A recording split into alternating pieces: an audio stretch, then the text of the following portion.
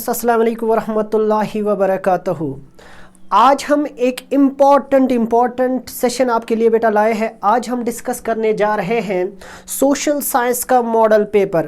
बेटा आज हम इस सेशन में जो सोशल साइंस का मॉडल पेपर दिया है state board of school education ने, उसको हम डिस्कस करने जा रहे हैं। जेके बोस ने जो क्लास 10th सोशल साइंस के लिए मॉडल पेपर दिया है, उसी को हम आज इंशाअल्लाह रहमान आज के लेक्चर में सॉल्व करेंगे। तो चलिए बेटा स्टार्ट करते हैं सबसे पहले ऑब्जेक्टिव से। मगर उससे पहले हम इस चीज़ को जान लेते हैं कि हमें यहाँ पर पहले क्वेश्चन में 20 ऑब्जेक्टिव पूछे जाएंगे, फिर उसके बाद हमें बेटा 3 मार्क्स के क्वेश्चन पूछे जाएंगे, फिर उसके बाद हमें लॉन्ग आंसर्स और पैसेज पूछी जाएगी और लास्ट हमें मैप्स पूछे जाएंगे। ठीक है, तो उसी सीरीज को हम कंटिन्यू करते हुए चलिए बेटा क्वेश्चन स्टार्ट करते हैं। ठीक है, तो यहाँ पर क्लियर इंस्ट्रक्शंस है। इंस्ट्रक्शंस बेटा हमें क्लियर मिलती है किसके बारे में, वी गॉट, हमें यहाँ पर इंस्ट्रक्शंस मिल रही है। किस चीज़ की इंस्ट्रक्शंस मिलती है, देखिए कह रहे हैं कि क्लास 10th मार्क्स कितने हैं, 81 मार्क्स बेटा मिलेंगे हर एक ऑब्जेक्टिव पर आपको, और टाइम कितना मिलेगा, आपको 3 घंटे मिलेंगे। सोशल साइंस में बेटा सबसे पहले जो क्वेश्चन पूछा गया है, सीधे सीधे क्वेश्चन पूछा गया है। कहां से, हिस्ट्री के चैप्टर नंबर 1 से पूछा गया है। When did German unification take place, Germany की यूनिफिकेशन कब हुई है। तो हमारे पास 4 डेट्स दिए गए हैं, तो उनमें से हमारे पास 1871 क्लियर डेट है।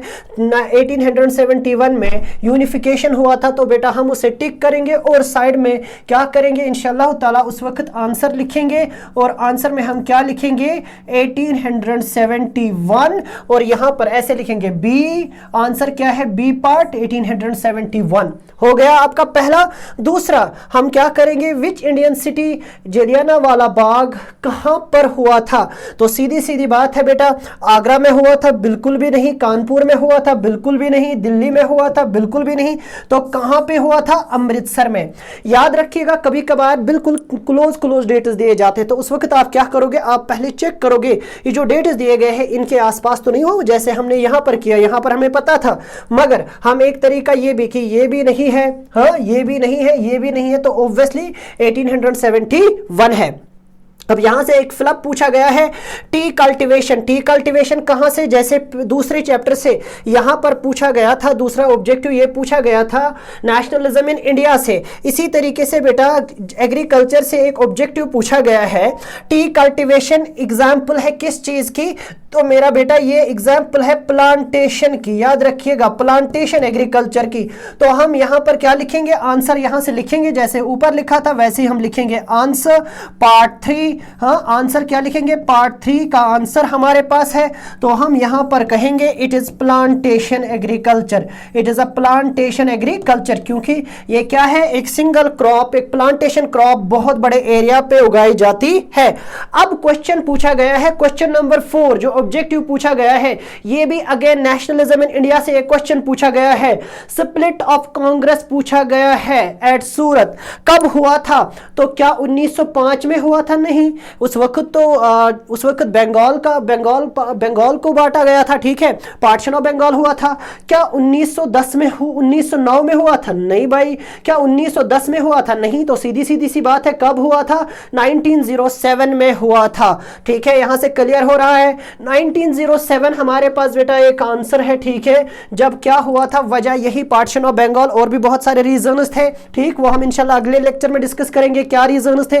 ठीक, तो 1907 एक डेट है, हम यहां पर आंसर लिखेंगे अपने। हम क्या करेंगे, सबसे पहले मार्जिन इंपॉर्टेंट है। रिमेंबर मेरा बेटा, आप क्या करोगे कल जब आप इंशाल्लाह प्रिपेयर करोगे, तो आप पहले मार्जिन तय करोगे, हाँ क्लियर करोगे आप मार्जिन, और मार्जिन में फिर आप यहां पर लिखोगे क्या, आप लिखोगे इंशाल्लाह जब आप आंसर पेपर तैयार करोगे, आंसर ऊपर लिखोगे क्वेश्चन नंबर 1, फिर लिखोगे आप आंसर, और फिर पार्ट 1 पार्ट 2 का आंसर पहले फिर लिखोगे पार्ट 3, फिर आप लिखोगे आंसर। फिर बेटा आप यहां से क्लियर करोगे, जैसे हमने अभी लिखा क्या, प्लांटेशन लिखा फॉर एग्जाम्पल। हमने बेटा फिर आंसर निकाला 4 पार्ट का, क्या था वहां पर आंसर था मेरा बेटा, वहां पर क्या आंसर था, वहां पर आंसर था 19 हम वहां पर लिखेंगे कौन सा पार्ट है, ए है बी है, फॉर एग्जाम्पल ये बी था, क्या था 1907। ठीक, ऐसे ही हम अपने आंसर्स वहां पर इंशाल्लाह ताला लिखेंगे। चलते हैं वापस किस पर, हम चलते हैं बेटा, ठीक है आगे चलेंगे। नाउ तीसरी जो हमारी नेक्स्ट स्लाइड है वो क्या पूछ रही है, constitution of Jammu and Kashmir was adopted in, कब जम्मू कश्मीर का कॉन्स्टिट्यूशन अडॉप्ट किया गया था, उसी को बेटा हमें यहां पर क्या करना है, डिस्कस करना है। तो 17 नवंबर 1956, कब, 17 नवंबर, रिमेंबर बेटा 17 नवंबर रिमेंबर 17 नवंबर 1956 को जम्मू कश्मीर का कॉन्स्टिट्यूशन क्या किया गया था, क्या किया गया था बेटा, जम्मू कश्मीर का कॉन्स्टिट्यूशन क्या किया गया था, जम्मू कश्मीर का कॉन्स्टिट्यूशन अडॉप्ट किया गया था, रिमेंबर 17 नवंबर 1956। चले आगे। अब नेक्स्ट क्वेश्चन पूछा गया है, विच of the following is not a kharif crop, हमारे मॉडल पेपर में पूछा गया है कि इनमें कौन खरीफ क्रॉप नहीं है। तो इसके लिए सबसे पहले हमें जानना होगा खरीफ क्रॉप क्या होती है। खरीफ क्रॉप होती है समर क्रॉप्स, इन्हें हम क्या नाम देते हैं, समर क्रॉप्स का नाम इनको देते हैं। ऐसी फसलें जो कब उगाई जाती है, जो समर्स में उगाई जाती है। तो kharif crop, which of the following is not, इनमें से कौन नहीं है, इनमें से कौन नहीं है, ठीक है इनमें से कौन नहीं है। राइस गर्मियों में उगाई जाती है, हाँ ये जो बेटा कॉर्न है, माइज है, ये भी उगाई जाती है, ये भी गर्मियों में उगाई जाती है। इसने कहा है नहीं है। तो जो वीट है, रिमेंबर वीट ये कौन सी क्रॉप है, ये रबी क्रॉप है। रबी किनको कहते हैं, विंटर क्रॉप्स को कहते हैं, जो सर्द मौसम में उगाई जाने वाली फसलें हैं।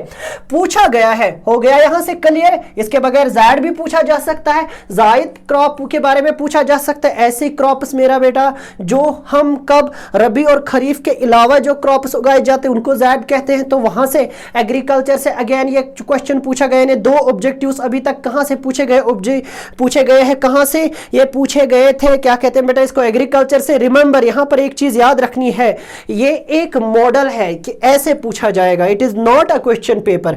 आप पिछले साल के क्वेश्चन पेपर्स भी चेक कर सकते हो, वो भी हम इंशाल्लाह अगले लेक्चर्स में डिस्कस करेंगे।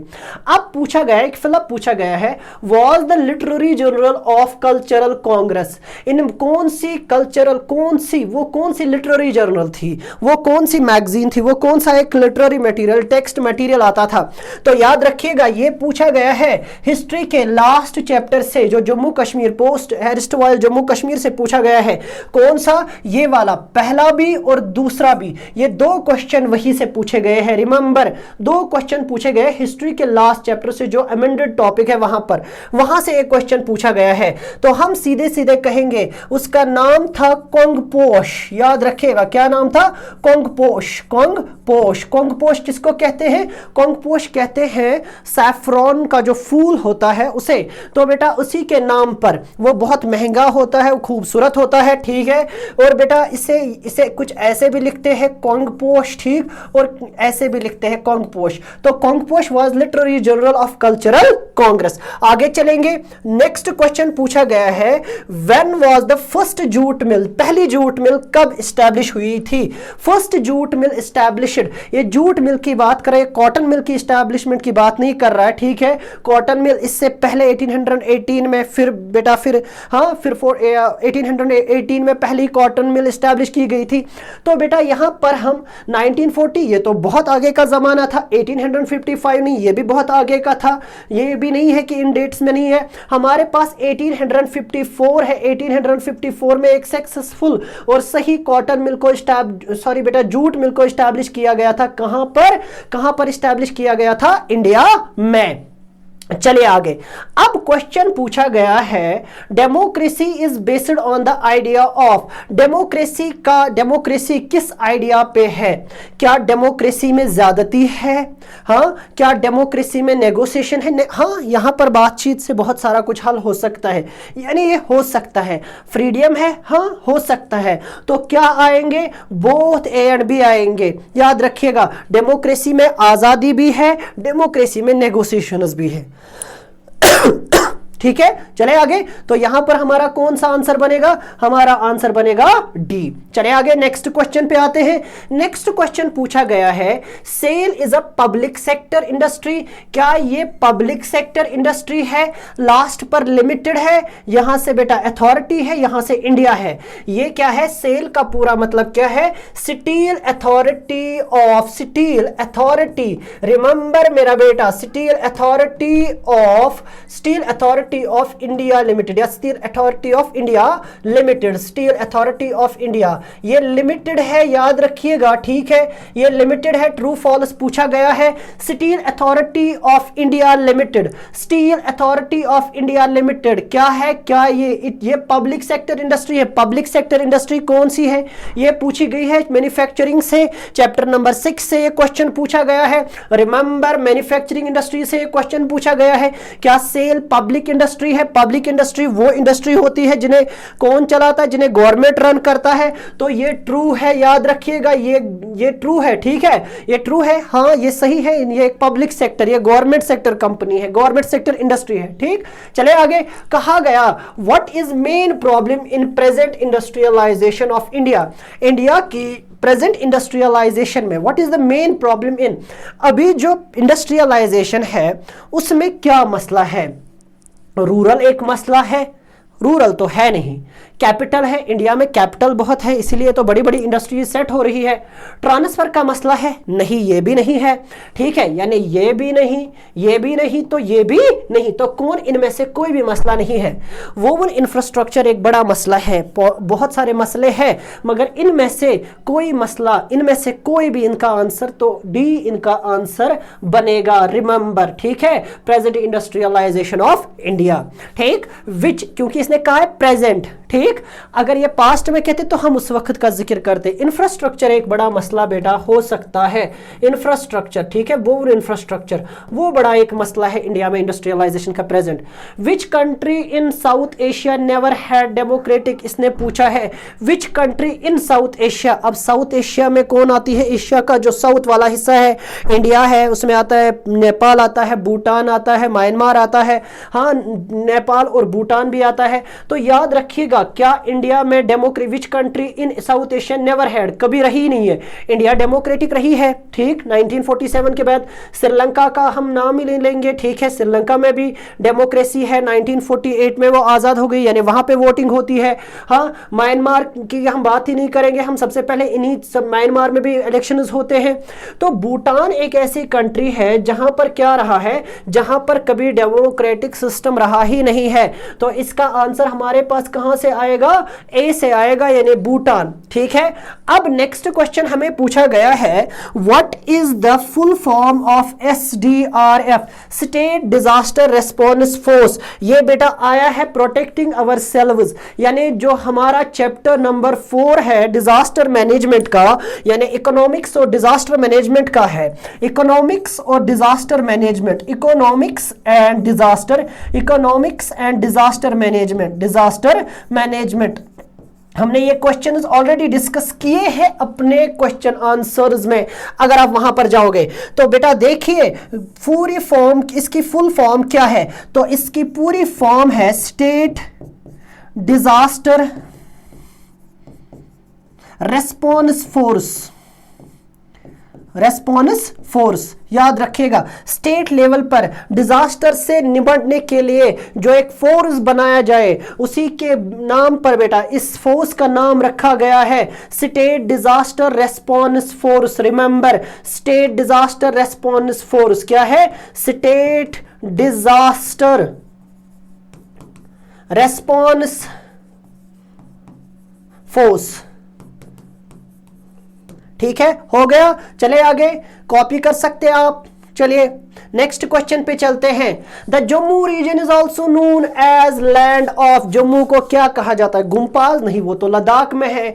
सीन ब्यूटी वो तो कश्मीर है। छोटा कश्मीर नहीं, उस तो भद्रवाह को कहते हैं। तो मेरा बेटा क्वेश्चन का आंसर आएगा टेम्पल्स। जम्मू को सिटी ऑफ टेम्पल्स भी कहते हैं। यहां पर बहुत सारे टेम्पल्स है। माता विष्णु देवी का टेम्पल है, बहुत ही मशहूर टेम्पल है, और भी बहुत सारे टेम्पल्स है। ठीक है, तो एक और क्वेश्चन पूछा गया है। नेक्स्ट हमारा एनडीएमए क्या है? एनडीएमए किस, NDMA stands for national disaster management authority. तो हम आंसर लिखेंगे, क्या लिखेंगे? हम लिखेंगे आंसर, ऊपर से लिखेंगे पार्ट 15 का आंसर क्या है? National disaster management, national disaster यानी अगेन प्रोटेक्टिंग अवर सेल्व से national disaster management authority.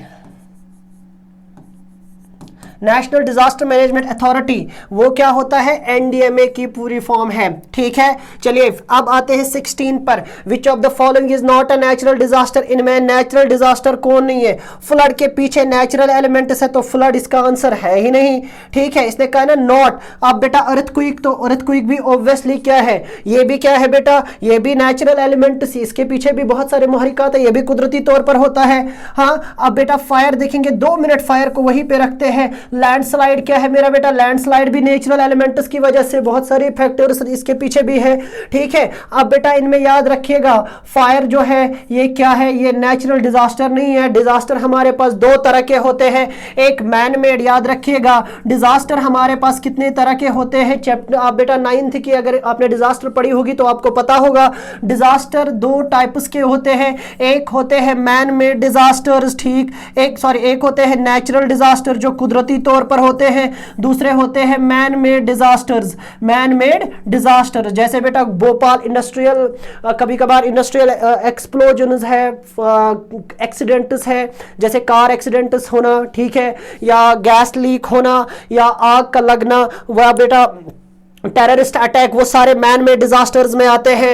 Man made जो इंसानों के जरिए हो, और नेचुरल क्या होते हैं? जैसे फ्लड्स का होना, लैंडस्लाइड्स का आना, अर्थक्वेक्स का आना, साइक्लोन्स का आना, वो सारे नेचुरल डिजास्टर्स आते हैं। तो ऑब्वियसली आग क्या है? आग भी बेटा एक मैन मेड डिजास्टर में आती है। तो इनमें से ये जो फायर है which is not a natural disaster. चलिए आगे, administer of the UT of Jammu and Kashmir. Jammu and Kashmir का एडमिनिस्टर्स द यूटी कौन चलाता है? जम्मू कश्मीर रिऑर्गेनाइजेशन से एक क्वेश्चन है, कहां से पूछा गया है? रिऑर्गेनाइजेशन से, reorganisation of Jammu and Kashmir act 2009 reorganisation से पूछा गया। लास्ट चैप्टर जो पॉलिटिकल साइंस का है, तो 2 आंसर इसके हो सकते हैं। सबसे पहले बेटा प्रेसिडेंट जम्मू कश्मीर को, जो प्रेसिडेंट ऑफ इंडिया है वो जम्मू कश्मीर को इनडायरेक्ट चलाते हैं, किनके जरिए? तो गवर्नर के जरिए। ठीक है, तो आप इनको बेटा ऐसे 2 आंसर्स, ठीक है, प्रेसिडेंट या governor. President governor Jammu Kashmir को चलाते हैं। ठीक है, याद रखिएगा Jammu Kashmir is a union territory, तो यूनियन टेरिटरी को डायरेक्ट सेंट्रल गवर्नमेंट चलाती है। तो गवर्नर जम्मू कश्मीर को क्या करते हैं? एडमिनिस्टर करते हैं। गवर्नर किसके अंडर होते हैं? प्रेसिडेंट ऑफ इंडिया के अंदर होते हैं। चलो अब बेटा क्वेश्चन पूछा गया है एमएसएमई। एमएसएमई कहां से क्वेश्चन पूछा गया है? इकोनॉमिक्स जो हमारी है उसका चैप्टर नंबर 2 जो है, चैप्टर नंबर 2 एम्प्लॉयमेंट जनरेशन, वहां से क्वेश्चन पूछा गया है। क्या पूछा गया है? एमएसएमई अगर आपको याद होगा, इकोनॉमिक्स और डिजास्टर, इकोनॉमिक्स के जो मैंने क्वेश्चंस करवाए थे, इकोनॉमिक्स के हमने जो क्वेश्चंस बेटा इंपॉर्टेंट क्वेश्चंस करवाए थे, उनमें हमने इसको डिस्कस किया था, एनडीएमए को डिस्कस किया था। तो अगेन बेटा आप देखिए एमएसएमई का मतलब क्या है? माइक्रो, हाँ, M stands for micro, S stands for small, M stands for medium, हाँ, फिर बेटा आती है E का मतलब enterprise, small, micro, small, medium enterprises. इसके ऊपर एक मिनिस्ट्री भी है, किसके ऊपर? सेंट्रल गवर्नमेंट में बेटा इसके ऊपर मिनिस्ट्री भी है, micro small medium industry. Micro small medium industry याद रखिएगा आंसर बेटा। ये क्वेश्चन फिर से एक बार पूछा जा सकता है, रिमेंबर ऑल दीज आंसर्स। हाँ, हम बेटा बात करते हैं क्या पूछा गया है, क्या बोला गया है, फिर से मैं एक बार बेटा डिस्कस करता हूं। एमएसएमई मैंने कहा, पहला एम माइक्रो, दूसरा एम फिर बेटा एस का मतलब स्मॉल, फिर उसके बाद एम मीडियम, फिर बेटा ई एंटरप्राइज, जो छोटे दर्जे की इंडस्ट्री, छोटे दर्जे के कारखाने होते हैं, छोटे दर्जे की जो एंटरप्राइज होती है, उन्हें कहा जाता है बैकबोन ऑफ इकोनॉमी, एमएसएमईज होते हैं। एमएसएमईज के ऊपर अब मिनिस्ट्री ऑफ एमएसएमई भी बेटा सेंट्रल गवर्नमेंट में मौजूद है। चलिए आगे नेक्स्ट स्लाइड पे चलते हैं। ठीक है, कहा गया है how many states are there in India, कितनी स्टेट्स इंडिया में है, क्वेश्चन पूछा गया है। Again last chapter of political science class 10th, वो बेटा क्या है 28, क्योंकि पहले 29 थी। ठीक है, मगर वहां पर जम्मू कश्मीर को क्या किया गया, जम्मू कश्मीर को दो यूटीज में क्या किया गया, इसको जम्मू कश्मीर और लेह लद्दाख को अलग अलग किया गया, ऑर्गेनाइज किया गया। Jammu and Kashmir now, Jammu and Kashmir becomes a separate area, UT, and Leh Ladakh becomes another UT. तो यूटी यूनियन टेरिटरीज कितनी बन गई 9, और स्टेट आ गई 29 से 8 पर। रिमेंबर, ऐसे भी यूटीज के ऊपर भी क्वेश्चन पूछा जा सकता है। अब क्वेश्चन यानी मक्खन पेपर है बेटा, बहुत आसान पेपर है। ठीक, फिर पूछा गया अगर ये आए तो फिर तो सोने पे सुहागा, आप आराम से इंशाल्लाह रहमान पूरे मार्क्स लाओगे। अब क्वेश्चन 20 पूछा गया है डल लेक सिचुएटेड है कहां पे, सीधी सी बात है बेटा, आप लिखोगे श्रीनगर, कहां पे सिचुएटेड है, श्रीनगर। हाँ, एक और आंसर भी है इसका, ठीक है, बट सिंपल आंसर है ये श्रीनगर में सिचुएटेड है। Dal lake is situated in Srinagar. कहां से क्वेश्चन पूछा गया है, अगेन इकोनॉमिक्स से क्वेश्चन पूछा गया है। चैप्टर नंबर 1 से ये क्वेश्चन पूछा गया है। कहां पर, या चैप्टर नंबर 2 से भी बेटा इसका कुछ, चैप्टर नंबर 1 से टूरिज्म, ठीक है, service sector in Jammu and Kashmir. Remember, वहां पर आप जा सकते हो, चेक कर सकते हो। चलिए आगे, अब जरा बात करते हैं सेक्शन बी। यहां पर हमारे पास 10 क्वेश्चन होंगे। ठीक है, सेक्शन बी में कितने क्वेश्चन होंगे, सेक्शन बी ये एक शॉर्ट, ये बेटा जिसे कहेंगे ना हम एक, न तो ज्यादा, ये तो बिल्कुल वेरी शॉर्ट भी नहीं है, और एक किस्म से हम कहेंगे बेटा 50 से 60 वर्ड्स को में हमें आंसर देना होता है। तो हमने ये क्वेश्चन ऑलरेडी, ये सारे क्वेश्चन ऑलमोस्ट हमने करवाए हैं जो हमारी क्वेश्चन आंसर सीरीज है उसमें। ये सारे क्वेश्चन जितने मॉडल पेपर में पूछे गए, और इंशाल्लाह उन्हीं क्वेश्चन से फाइनल पेपर पूछा जाएगा। हम नहीं कहेंगे उन्हीं से, बट वो हमने जिसे कहते हैं ना मोस्ट इंपॉर्टेंट क्वेश्चन सीरीज को डिस्कस किया है। हमने पॉलिटिकल साइंस में भी किया है, और अभी 1-2 चैप्टर्स है उनको भी डिस्कस करेंगे। ठीक है, अभी बेटा हमने पॉलिटिकल साइंस में किया है, अभी हमने इकोनॉमिक्स में किया है, ज्योग्राफी का किया है, हिस्ट्री का किया है, और इंशाल्लाह रहमान हम आगे भी आते रहेंगे। आगे भी बेटा इंशाल्लाह क्वेश्चन आंसर्स डिस्कस करेंगे, चैप्टर्स को डिस्कस करेंगे। चलिए, तो पहला क्वेश्चन जो हमें 3 मार्क्स का बेटा पूछा जाएगा, सेक्शन बी होगा ये आपके पेपर का, वो है, ये मॉडल पेपर में दिया गया है। हर एक क्वेश्चन पर आपको कितने 3 मार्क्स मिलेंगे, और ये कितने बनेंगे, ये बनेंगे मेरा बेटा 30 मार्क्स। अब पहला ही क्वेश्चन पूछा गया है chapter number 2 nationalism in India से। नेशनलिज्म इन इंडिया से अगर वहां से 2 ऑब्जेक्टिव्स आए हैं, पूछे गए हैं ना, अभी बेटा हमने देखा सूरत स्प्लिट और अमृतसर, और 3 मार्क्स का एक क्वेश्चन, तो चैप्टर क्लोज, उससे 5 ही मार्क्स थे ना। अब पूछा गया है why Gandhi ji decide to withdraw the non cooperation movement. Non cooperation movement को क्यों इन्होंने क्या किया, विदड्रॉ किया। सीधा सीधा आंसर है कि फरवरी 1922 में जो चौराई चूरा जो हुआ, कहां पर, गोरखपुर में, एक पीसफुल डिमॉन्स्ट्रेशन हुआ, एक बाजार में जो टर्न हुआ वायलेंट। ठीक है, ऐसे बेटा आप आंसर लिखोगे। इन दिस इंसिडेंट बहुत सारे ब्रिटिश पुलिस ऑफिसर्स और उसमें इंडियन पुलिस ऑफिसर वो जले, वो मारे गए। और जब गांधी जी ने इस इंसिडेंट को सुना तो उन्होंने नॉन कोऑपरेशन मूवमेंट को क्या कर दिया, कॉल ऑफ कर दिया, क्योंकि उन्होंने सोचा ही thought movement was turning violent, और जिससे क्या हुआ, उन्होंने अप्रूव किया। उन सर्कमस्टांसेस में उन्होंने विड्रॉ कर लिया किस चीज को, नॉन कोऑपरेशन मूवमेंट को। तो हो जाएगा आपका ये पहला क्वेश्चन इंशाल्लाह ताला। ठीक है, चले आगे बेटा। दूसरा क्वेश्चन जो पूछा गया है, what is meant by Britain would agreement क्या था। ऑलरेडी हमने बेटा ग्लोबलाइजेशन से, मेकिंग ऑफ ग्लोबल वर्ल्ड से ये क्वेश्चन पूछा गया है। Remember, making of global world से तो सीधी सीधी बात है बेटा, वॉज अ फाइनलाइज्ड जुलाई 1944 में। ब्रिटेन वुड हाँ कहाँ पे हुआ था? यूएसए में हुआ था। ये इस्टेब्लिश इंटरनेशनल मॉनेटरी फंड यहाँ से इस्टेब्लिश हुआ था। वर्ल्ड बैंक हाँ टू प्रिजर्व ग्लोबल इकोनॉमी और ग्लोबल इकोनॉमी और स्टेबिलिटी लाने के लिए, फुल एम्प्लॉयमेंट इंडस्ट्रियल वर्ल्ड में। These institution also dealt with external surplus deficit of, जो भी मेंबर कंट्रीज होंगी उनको सपोर्ट करेगी। और पोस्ट वॉर रिकंस्ट्रक्शन प्रोग्राम था ये ब्रिटेन वुड एग्रीमेंट। ठीक है, हुआ यहां से ऐसे क्वेश्चन पूछेगा, हम ऐसे आंसर लिखेंगे टू द पॉइंट। ठीक है, बिल्कुल ना तो ज्यादा लंबा जाएंगे, आप दो दो पेज एक एक पेज भरोगे नहीं बेटा, टू द पॉइंट। आपको 40 टू 50 डायरेक्ट आते हैं, जितना इसका आंसर सही सही बनता है उतना आप लिखोगे। अपना वो जो कुछ मसाला डालते हैं ना उससे कुछ नहीं होता, आपको चेक करेंगे कि इसने क्या लिखा है। ठीक, आगे चलेंगे नेक्स्ट। हाँ ऐसे बेटा आपको या इसका और पूछा गया है, और रखा गया है इसको चैप्टर नंबर 4 से, सॉरी और बेटा इसका क्या रखा गया है? Why industrial production in India increase during the first world war. First world war में हाँ इसका और रखा गया है क्वेश्चन नंबर 3 का कि इंडस्ट्रियल प्रोडक्शन के क्यों बढ़ी, व्हाई, कब? फर्स्ट वर्ल्ड वॉर में। तो उसके पीछे बहुत सारे रीजंस थे। इंडस्ट्रियल प्रोडक्शन क्यों इंक्रीज हुई, हमने यहां पर कहा है वॉर ड्यू टू फॉलोइंग। आपको बिल्कुल यही मॉडल यही तरीका इस्तेमाल करना है अपने आंसर का।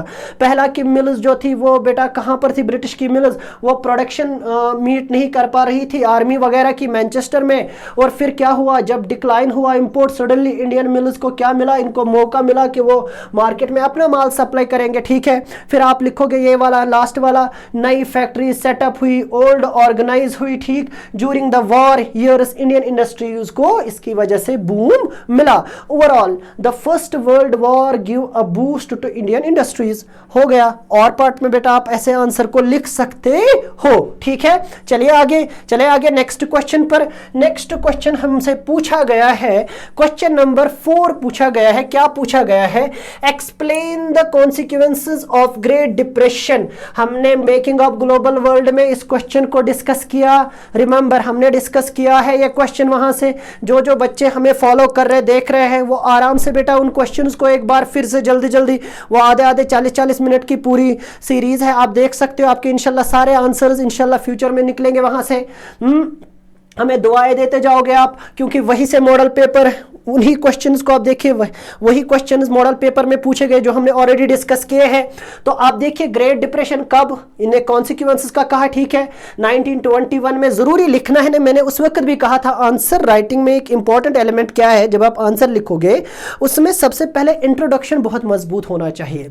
हाँ, इवेंट को आप डिस्कस करोगे, रिजल्ट को आप इवेंट के डिस्कस करोगे, तो क्वेश्चन भी वही मांग कर रहा है। हाँ, लास्ट 1930 तक इसका इंप्रेशन रहा, 1920 में स्टार्ट हुआ। इस पीरियड में क्या हुआ? There were steep decline, production decline हुआ, क्योंकि कॉन्सिक्वेंसेस पूछ रहा है। अनएम्प्लॉयमेंट डिक्रीज हुआ, इनकम डिक्रीज हुई, ट्रेड डिक्रीज हुई। एग्रीकल्चरल रीजन और कम्युनिटीज वर्स्ट इफेक्ट हुए, एग्रीकल्चरल प्राइसेस बढ़ गए, जिससे अर्बन सेंटर्स को बहुत नुकसान हुआ। अनएम्प्लॉयमेंट की वजह से पॉवर्टी आ गई। ठीक, इसी क्वेश्चन नंबर 4 ये बेटा देखिए हो गया। क्वेश्चन नंबर 3 ऐसे लिखना है टू द पॉइंट। ऐसा नहीं कि मैंने बड़ा आंसर लिख दिया मुझे ज्यादा मार्क्स मिलेंगे, नहीं बेटा। उन्हें भी वो भी उनके पास बाज़ाब्ता तौर पर की होती है, जो एग्जामिनर्स होते हैं ना उनके पास की दी जाती है, उस की को फॉलो किया जाता है कि इसमें क्या क्या कितने पॉइंट्स हैं। ठीक, उसी हिसाब से, ऐसा नहीं जो क्वेश्चन डिमांड करता है आपको वो उसमें आंसर देना है। ठीक है, ना कि हम अपनी तरफ से कुछ ऐड करेंगे। सही answer, to the point answer. ठीक, वही चीज यहां पर भी हम कर रहे हैं आपको समझाने के लिए कि देखिए कैसे क्वेश्चंस का आंसर हमें सही देना है। हमें इसी क्वेश्चन 4 का और दिया गया है हमारे मॉडल पेपर में। हम मॉडल पेपर का डिस्क्रिप्शन आपको फिर से एक बार बेटा लास्ट पर लिंक में डालेंगे। ठीक है, क्वेश्चन पूछा गया है, why did some industries in 19th century Europe prefer hand labour over machines.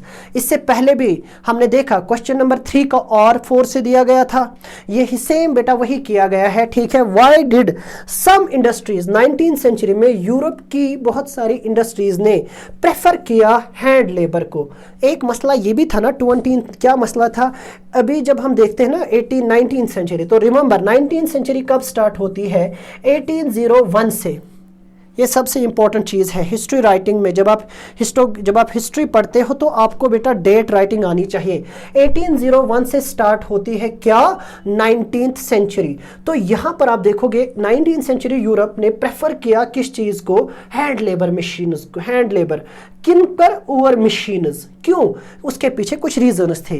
क्यों, लेबर अवेलेबल था, लो वेजेस पे लेबर अवेलेबल था। हाँ, ब्रिटेन में मशीन्स कॉस्टली थी और इनइफेक्टिव थी। हाँ, बहुत भारी भरकम मशीन्स थी, आज की जितनी खूबसूरत और आज की जितनी छोटी छोटी मशीन्स नहीं थी।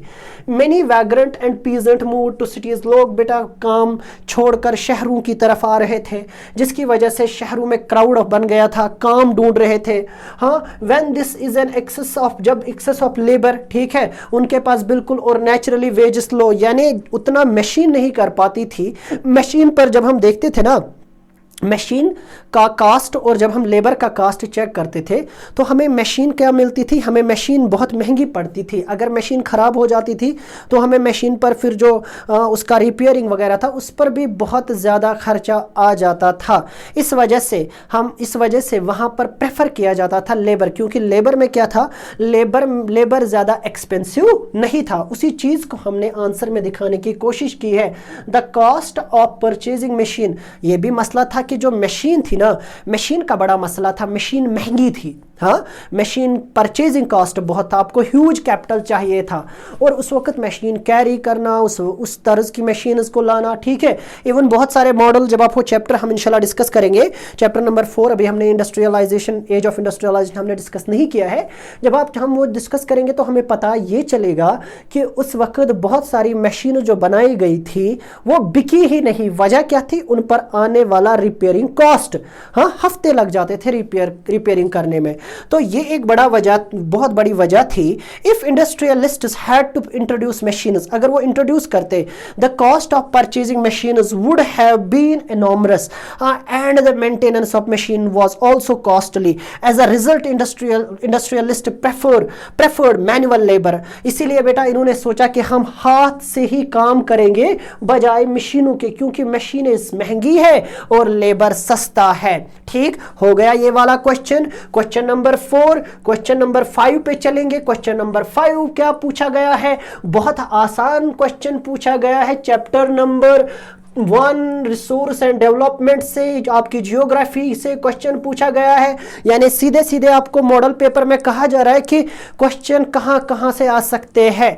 ठीक है, टेक्सचुअल भी आ सकते हैं, नॉन टेक्सचुअल भी आ सकते हैं। रिमेंबर, याद रखिएगा। तो हमने जिस हिसाब से क्वेश्चन आंसर सीरीज बनाई है, हमने कोशिश की है, ये जेके बॉस फाउंडेशन ने कोशिश की है कि हम हर एक टॉपिक पर क्वेश्चन बनाए डिफरेंट तरीकों से, और वही हमने किया। आप ज्योग्राफी सीरीज अगर इंशाल्लाह चेक करोगे, वहां पर आपको हर एक टॉपिक पर क्वेश्चन मिलेगा जो मैंने बहुत मेहनत से बनाए हैं, कोशिश की है कि ताकि बच्चों को हेल्प मिले। आप चेक कर सकते हो, आप जाइए बेटा प्ले लिस्ट चेक कीजिए और वहां से आप इस्तिफादा कीजिए। ठीक, तो सॉइल इरोजन पे क्वेश्चन पूछा गया है कि हम कैसे सॉइल इरोजन को हिली एरियाज में कंट्रोल करेंगे। तो सेम आंसर वहां पर भी बेटा हमने ये क्वेश्चन ऑलरेडी डिस्कस किया था कि हमने लिखा है by the following methods, by the following methods soil erosion, hilly areas में हम इन मेथड्स के जरिए सॉइल इरोजन को कंट्रोल कर सकते हैं। टू द पॉइंट हमने बोला है ना, हाँ, रॉक डैम्स। फिर हमने बेटा यहाँ पर, ठीक है, सबसे पहले हमने कहा रॉक डैम्स बनाएंगे, हम क्या करेंगे, कॉन्टोर बैरियर्स बनाएंगे, हम इंटरक्रॉपिंग, वहां पर बिल्कुल बाज़ाब्ता तौर मैंने बेटा ब्रीफली इसको बहुत ही बिल्कुल डिस्कस किया है। एक जिसे कहेंगे ना, बिल्कुल टाइम देके हमने डिस्कस किया है। इंटरक्रॉपिंग करेंगे, कॉन्टोर प्लगिंग करेंगे, कॉन्टोर बैरियर्स, प्लगिंग, हमने अलग अलग, और इससे बगैर भी हमने 1-2 स्ट्रेटजीज वहां पर डिस्कस की है। सीधे सीधे आंसर बोलना है, सीधे सीधे आंसर देना है, न कि वहां यहां की मतलब उजूल फजूल की बातें पूछनी है। सीधा क्वेश्चन क्या डिमांड कर रहा है उस डिमांड को पूरा करना है। ये हमने एक मॉडल आंसर दिया है। ठीक है, जैसे इंटरक्रॉपिंग में, to prevent the soil, intercropping क्या करेगा, प्रिवेंट करेगा, बचाएगा सॉइल को कि वो वॉशड अवे ना हो जाए, बारिश की वजह से पानी के साथ वो ट्रांसपोर्ट ना हो जाए। डिफरेंट क्रॉप्स सोवन, क्योंकि बेटा इसी वजह से डिफरेंट क्रॉप्स उगाई जाती है। Times and grown in alternate rows में, ठीक है। 1 2 3 4, ठीक है। यहाँ पर हम लगाएंगे फॉर एग्जाम्पल कॉर्न, यहाँ पर हम लगाएंगे बेटा फॉर एग्जाम्पल बीन, और यहाँ पर हम कुछ और लगाएंगे जिस वजह से सॉइल की पकड़ रहेगी, ठीक है। सॉइल की पकड़ रहेगी तो क्या होगा, सॉइल वॉश अवे नहीं होगी, ठीक। इसी तरीके से काउंटर प्लगिंग करेंगे। हमने कहा था पैरेलल, क्या करेंगे, पैरेलल करेंगे हिल स्लोप्स में, ठीक। तो इसके ये एक प्रैक्टिस जो है काउंटर प्लगिंग की, ये प्रिवेंट करती है हिली एरियाज में, या टेरेस फार्मिंग है। रिमेंबर टेरेस फार्मिंग भी एक इंपॉर्टेंट चीज है। टेरेस फार्मिंग, वहां पर हम क्या करते हैं, वो हम डेवलप करते हैं हमारे फॉर्म्स को ऐसे सीढ़ी नुमा खेती, हाँ। वो भी एक इसका क्या रहेगा, एक ऑल्टरनेट आंसर में आप आंसर को लिख सकते हो, क्योंकि ये मोस्ट इंपॉर्टेंट क्वेश्चन है। ये वाला क्वेश्चन पूछा जाता है हर साल। चलेंगे नेक्स्ट पर। नेक्स्ट क्वेश्चन पूछा गया है, describe the important feature of rice cultivation. Discuss किया हमने चैप्टर नंबर 4 एग्रीकल्चर के, जब हमने क्वेश्चन आंसर्स किए थे, इंपॉर्टेंट क्वेश्चन आंसर्स, वहां पर हमने ये क्वेश्चन डिस्कस किया, तो ये मॉडल आंसर में भी रखा गया है, ठीक है। तो उस लिहाज से ये मोस्ट इंपॉर्टेंट क्वेश्चन बनता है। तो मोस्ट इंपॉर्टेंट क्वेश्चन है तो सीधा सीधा आंसर हम लिखेंगे। मैंने कहा था उस वक्त टेम्परेचर आप याद रखोगे, डिस्ट्रीब्यूशन आप याद रखोगे, रेनफॉल, सॉइल आप याद रखोगे। क्या फीचर्स है, स्टेपल फूड क्रॉप है, मेजॉरिटी ऑफ लोग इसको यूज करते हैं। सम इंपॉर्टेंट फीचर इसके क्या है, growing condition required for rice are, ठीक है। टेम्परेचर, हाई टेम्परेचर फसल है, हाँ। Rainfall, high humidity, annual rainfall 100 centimetre. अच्छा, कौन सी क्रॉप है, खरीफ क्रॉप है, अभी डिस्कस हुआ था इससे पहले। Major producing areas, West Bengal, Andhra Pradesh, Tamil Nadu, Punjab, Haryana. और इंपॉर्टेंट क्या है, सॉइल, इट रिक्वायर, सॉइल की बेटा बात की गई तो हम क्या लिखेंगे, हम लिखेंगे it requires alluvial soil, fertile alluvial soil, fertile alluvial soil, fertile alluvial soil. Remember fertile alluvial soil, इसे मेरा बेटा क्या चाहिए, फर्टाइल एलुवियल सॉइल चाहिए। किसे फर्टाइल एलुवियल सॉइल चाहिए, इरिगेशन चाहिए, रेनफॉल चाहिए, ठीक है। इसे क्या चाहिए, इसे चाहिए फर्टाइल एलुवियल सॉइल। रिमेंबर क्या चाहिए, फर्टाइल एलुवियल सॉइल। यहां पर हम लिखेंगे इसे सॉइल कैसी चाहिए। अनदर इंपॉर्टेंट फीचर जब हम इसकी बात करते हैं, हाँ, इट रिक्वायर्स फर्टाइल ऑब्लिक, हम लिखेंगे एलुवियल सॉइल। याद रखिएगा fertile alluvial soil. Northern plains, ठीक है। यहाँ पर आंध्र प्रदेश के बगैर बेटा हम लिखेंगे, हमारा जो यूपी है उसके बगैर बेटा हम लिखेंगे यहाँ पर नॉर्दर्न प्लेन्स। नॉर्दर्न प्लेन्स भी इंपॉर्टेंट एरिया है जहाँ पर राइस कल्टीवेशन होती है। हो गया इंपॉर्टेंट फीचर्स। आगे चलेंगे, नेक्स्ट क्वेश्चन डिस्कस करते हैं हमारा, वो classify following subjects under union, state and concurrent list. ये जो ऊपर दिए गए हैं डिफेंस, ये चैप्टर, ये क्वेश्चन कहाँ से पूछा गया है, पहले ये देखते हैं। ये क्वेश्चन पूछा गया है फेडरलिज्म से। कहां से मेरा जिगर, ये फेडरलिज्म से पूछा गया है माय डियर फ्रेंड्स। ये क्वेश्चन पूछा गया है फेडरलिज्म से। फेडरलिज्म में हमने ये क्वेश्चन डिस्कस किया था, हमने डिस्कस किया था कंकरेंट लिस्ट को, हमने डिस्कस किया था स्टेट लिस्ट को, हमने डिस्कस किया था स्टेट लिस्ट, यूनियन लिस्ट को हमने डिस्कस किया था। स्टेट लिस्ट, लिस्ट का मतलब हमने कहा था, ये लिस्ट का मतलब वो मसले जिन पर क्या बनाएंगे, कानून बनाएंगे। यूनियन जिन मसलों पर कानून बना सकती है, स्टेट किन मसलों पर कानून बना सकती है, ठीक है।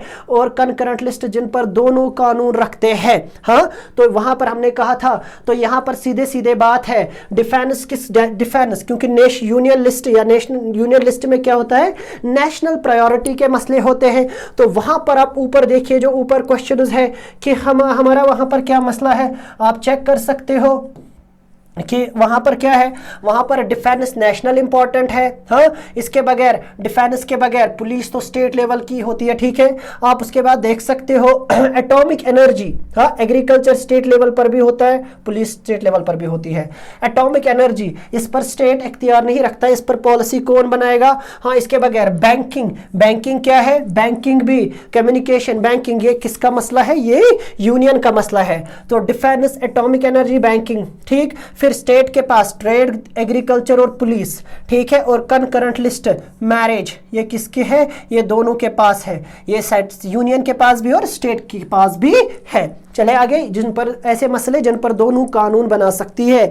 आप यहां पर पढ़ोगे किस चीज को, आप एक बार फिर नजर दोगे, आप नजर दोगे स्टेट लिस्ट को, कनकरेंट लिस्ट को और state list, union list, state list और कनकरेंट लिस्ट को, ठीक है। यानी फेडरलिज्म, आप फिर से, यानी ये क्वेश्चन में भी फेडरलिज्म में पूछा नहीं जा सकता क्योंकि ये किस में रखा गया, मॉडल पेपर में। वहां पर बहुत सारे क्वेश्चन और हमने डिस्कस किए थे, आप उनको एक बार फिर से अच्छे से नजर दीजिएगा। चलिए, अब क्वेश्चन नंबर 8 पूछा गया है, what are the various challenges faced by political parties. ये वाला चैप्टर अभी पॉलिटिकल पार्टीज का हमने डिस्कस नहीं किया है, याद रखिएगा। तो हम इंशाल्लाह रहमान कुछ 1-2 दिनों में ये भी आ जाएगा। तो चलिए बेटा, पॉलिटिकल पार्टीज, ठीक, पॉलिटिकल पार्टीज को कौन कौन से मसले दरपेश है, हाँ, कौन कौन से चैलेंजेस, हाँ। तो चलिए बेटा, कौन कौन से चैलेंजेस है। पहला challenge, lack of internal democracy, ठीक है। दूसरा मसला बेटा, सेकंड चैलेंज, डायनास्टिक सक्सेशन, जैसे कांग्रेस में था, ठीक है, एक ही पर्सन बार बार हेड बन रहा है। थर्ड चैलेंज, या कश्मीर में देखेंगे बेटा, नेशनल का मसला देखेंगे, पीडीपी का मसला देखेंगे, वहां पर भी क्या हो रहा है, इन द बोथ, वहां पर क्या हो रहा है, वही डायनास्टिक सक्सेशन, ठीक, उसी पार्टी यानी फैमिली रूल कर रही है पार्टीज के ऊपर। थर्ड चैलेंज जो है about growing role of money, money का बहुत इंपॉर्टेंट, इलेक्टोरल बॉन्ड्स, अभी बिल्कुल क्या है, गर्मा गर्मी में इलेक्टोरल बॉन्ड्स, ठीक है, उन पर इंशाल्लाह कभी डिस्कशन करेंगे इस सीरीज के बाद। इलेक्टोरल बॉन्ड्स अभी बेटा बिल्कुल गहमा गहमी है, ट्रांसपेरेंसी नहीं है पॉलिटिकल पार्टीज में कि पैसा कहां से आ रहा है, कौन दे रहा है। ऐसी कंपनी भी पैसा आपको दे रही है जो आपके नेशन के खिलाफ है, जो एक कंट्री के खिलाफ है। जैसे बहुत सारी according to some sources, YouTube sources, there are number of shell companies जिनकी कोई बेस नहीं है, ठीक है, वो पैसा दे रही है different to support different political parties, different ideologies, ठीक है। अब वो फिर जब आप पर कुछ करते हैं, जैसे चाइना की कोई कंपनी आपको पैसा दे रही है, तो फिर आप क्या कर सकते हो, चाइना अगर कुछ करता है तो आप चाइना के खिलाफ बोल भी नहीं सकते हो। एग्जाम्पल है बेटा, I am not giving any, it is just an example, ठीक। तो वो मसला है बेटा मसल पावर, हाँ, मसल पावर भी एक मसला है पॉलिटिकल पार्टीज को। और फोर्थ चैलेंज क्या है, parties don't seem to offer meaningful choice, एक मीनिंगफुल चॉइस वोटर्स को नहीं मिल रही है, वो भी एक बड़ा चैलेंज है पॉलिटिकल पार्टीज को। ये 4 चैलेंजेस आप इंशाल्लाह डिस्कस करोगे, स्क्रीनशॉट आप ले सकते हो, ठीक है। चलिए बेटा, ठीक, तो इस तरीके से आंसर्स को लिखना है, टू द पॉइंट लिखना है। बड़े बड़े आंसर्स बिना मीनिंग के लिखने से कुछ नहीं होगा, टू द पॉइंट लिखिए, आपके सारे मार्क्स गारंटी के साथ आते हैं, ठीक। चले आगे, नेक्स्ट क्वेश्चन है, ये पूछा गया है कहां से, अभी 2 क्वेश्चन पूछे गए थे वहां से, ऑब्जेक्टिव्स कहां पर, ये बेटा चैप्टर नंबर 2 एक क्वेश्चन पूछा गया था, सॉरी, वहां से एमएसएमई का, एमएसएमई की पूरी एमएसएमई का अगर आपको ऑब्जेक्टिव याद होगा, MSME, micro small medium, micro small medium enterprises, ठीक, वहां से एक पूछा गया है। अब एक और क्वेश्चन 3 मार्क्स का पूछा गया है, कहां से, employment potential in Jammu and Kashmir. मैंने इसका आंसर इतना छोटा सा लिख दिया है, ठीक है, छोटा नहीं है, ठीक ठाक आंसर है। आप अपनी तरफ से अगर आपको लगता है अपनी बुक को फॉलो कीजिए, आंसर्स को फॉलो कीजिए, ठीक है, वहां से आप एक बार फिर बेटा देखिए, किताब खोलिए, आप और भी ऐड कर सकते हो। मैंने एग्जाम्पल के तौर पर एज अ मॉडल आंसर आपको यहां पर ही रखा है, एम्प्लॉयमेंट जनरेट कर सकते हैं बाय द फॉलोइंग। ये ऑलरेडी मैंने जो इकोनॉमिक्स के इंपॉर्टेंट क्वेश्चन आंसर सीरीज है वहां पर डिस्कस किया है। तो अब ये क्वेश्चन मॉडल में पूछा गया है, तो क्या ये क्वेश्चन फिर से इस पर हम टिप्पणी नहीं कर सकते, ठीक है, मे भी नहीं पूछा जाए। अब एमएसएमई का पूछ सकते हैं, role of MSMEs, Jammu Kashmir में क्या है, हैंडीक्राफ्ट हैंडलूम पूछ सकते हैं, ठीक है, टूरिज्म का पूछ सकते हैं। तो इकोनॉमिक ग्रोथ को आप एक्सेलरेट कीजिए ऑटोमेटिकली, तो जम्मू कश्मीर में एम्प्लॉयमेंट आ जाएगा। एम्प्लॉयमेंट ओरिएंटेड स्कीम्स प्रोग्राम्स आप इफेक्टिवली यहाँ पर इंप्लीमेंट कीजिए। बाय इंट्रोड्यूसिंग स्किल्स और जॉब ओरिएंटेड अप्रोच आप करिकुलम में, यानी स्कूल के करिकुलम में, इंस्टीट्यूशंस के यूनिवर्सिटी करिकुलम में आप इंट्रोड्यूस कीजिए, यानी नए सॉफ्ट स्किल्स आप इंट्रोड्यूस कीजिए। इंटरेस्ट इन एंटरप्रेन्योर कल्चर, हाँ, डेवलप एंटरप्रेन्योर कल्चर में आप इंटरेस्ट डेवलप कीजिए। और आप क्या कीजिए, बाय प्रोवाइडिंग फाइनेंस, नंबर ई बेटा आप लिख सकते हो, ठीक है। क्या करेगी, स्टेट गवर्नमेंट, या आप लिख सकते हो गवर्नमेंट शुड टेक, हम शुड नहीं कहेंगे, गवर्नमेंट मस्ट टेक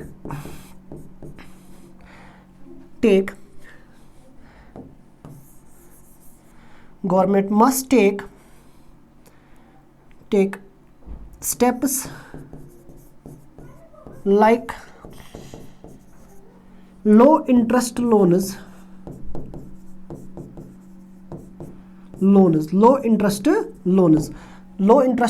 या स्कीम्स को भी वो गवर्नमेंट स्टार्ट कर सकती है, किसको इंक्रीज करने के लिए, एम्प्लॉयमेंट पोटेंशियल को जम्मू कश्मीर इंक्रीज करने के लिए, ठीक है।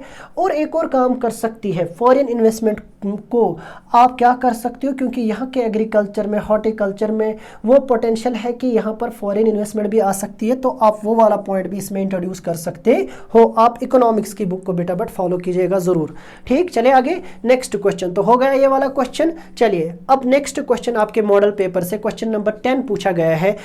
अगेन बेटा कहाँ से पूछा गया है, डिजास्टर मैनेजमेंट से। डिजास्टर मैनेजमेंट में बेटा पूछा गया है चैप्टर नंबर 4 से क्वेश्चन पूछा गया है। चैप्टर नंबर 4 क्या है, चैप्टर नंबर 4 है प्रोटेक्टिंग आवर सेल्व्स, यानी डिजास्टर मैनेजमेंट से ये क्वेश्चन पूछा गया है, what should be the approach to help a fire burnt. अगर खुदा न खास्ता कोई बंदा जल जाता है आग की वजह से, तो उस पेशेंट को हम क्या अप्रोच करेंगे, कैसे हम उसकी हेल्प करेंगे, ठीक है। हमारा अप्रोच, हमारा तरीका क्या होगा, हमने यहाँ पर एक तरीका बता दिया, अप्रोच कर दिया है। आप इसको स्क्रीनशॉट भी कर सकते हो और आंसर लिख सकते हो, या अपनी तरफ से भी अगर आप, हाँ, आपके स्किल्स इंशाल्लाह बेटर है हमसे, तो आप भी, हाँ, ऐसे बच्चे बहुत सारे हमारे, बहुत जिसे कहते हैं ना, बहुत अच्छे हमारे जो मित्र हैं, हमारे जो फ्रेंड्स हैं, वो सजेशन कर सकते हैं और क्या क्या हो सकता है बुक को फॉलो करके, न कि आप आउट ऑफ टेक्स्ट लिखोगे। आप टेक्स्ट को फॉलो कीजिए और इसमें आप देखिए क्या ऐड हो सकता है, ठीक है। तो आप क्या करेंगे बेटा, हमने क्या कहा है, हमने कहा है adopt the following approach to fire burnt patient. हम ये अप्रोच यूज करेंगे। Pour water on the burnt area, ठीक है। Cover burnt area with clean and soft cloth, keep giving plenty of fluid, हम उनको फ्लूइड देंगे, क्योंकि ये क्वेश्चन ऑलरेडी मैंने क्वेश्चन आंसर सीरीज में डिस्कस किया है, ठीक है। तो ये 3 मेथड्स यूज कर सकते हैं हम।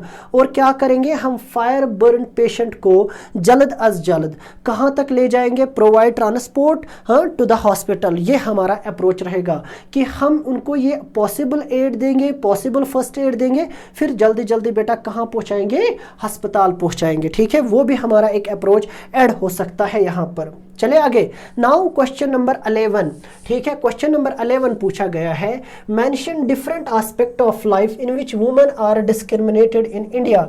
वो कौन से एस्पेक्ट्स हैं जिसमें इंडिया, जहां पर इंडिया में, स्पेशली इंडिया में वुमेन को डिस्क्रिमिनेट किया जा रहा है। या बेटा ये क्वेश्चन पूछा गया है कास्ट, ये क्वेश्चन पूछा गया है पॉलिटिकल साइंस क्लास 10th, कहां पर, पॉलिटिकल साइंस चैप्टर नंबर 4 से पूछा गया है, वुमेन, कास्ट और रिलीजन से। वहां पर पहला जो हिस्सा है वो वुमेन से ही रिलेटेड है, औरत के मुतालिक है इंडिया में, ठीक। तो women discrimination is a very important concept. हाँ, बार बार हम देख रहे हैं।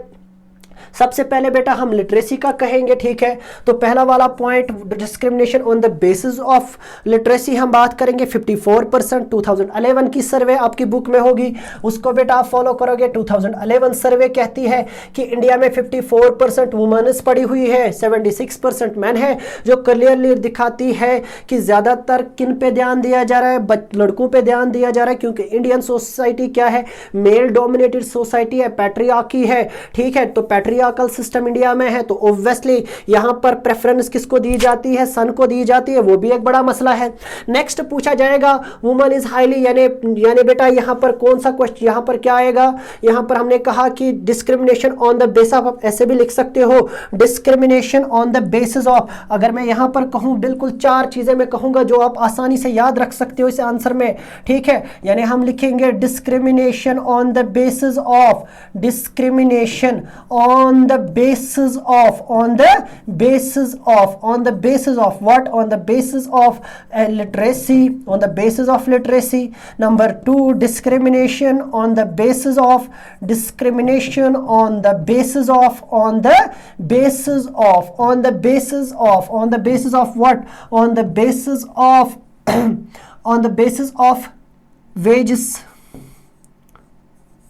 यानी इक्वल वेजेस का मसला है, जिसके लिए फिर गवर्नमेंट ने क्या लाया था, इक्वल रिम्यूनरेशन एक्ट 1976 लाया था। इसके बगैर और भी बहुत सारे मसले हैं, राइट टू प्रॉपर्टी है, हाँ ये भी बेटा एक मसला होगा, वापस चलेंगे, ठीक है। तो यहाँ पर बेटा इसके बगैर और एक मसला है चाइल्ड सेक्स रेशियो, ठीक है, यानी डिस्क्रिमिनेशन वहाँ पर भी हो रहा है कि वो मेल, वहाँ पर क्या आपने देखा होगा डिस्क्रिमिनेशन कहाँ पर है, चाइल्ड सेक्स रेशियो जब आप चेक करोगे तो वहाँ वो भी एक बड़ा मसला है, ठीक। Girl children are aborted before being born, जन्म से पहले ही बेटियों की हत्या एक बहुत बड़ा मसला है इंडिया में, यानी selective abortion, sex selective abortion, यानी देखा जा रहा है टेस्ट के जरिए, सेक्स डिटर्मिनेशन टेस्ट के जरिए अगर बेटी है तो उसे क्या किया जाता है, उसे मार दिया जाता है। हाँ, ये भी एक बिल्कुल एक क्लियर डिस्क्रिमिनेशन दिखा रहा है। ये आप देख सकते हो 919 बेटियां ही है 1000 बेटों के अगेंस्ट।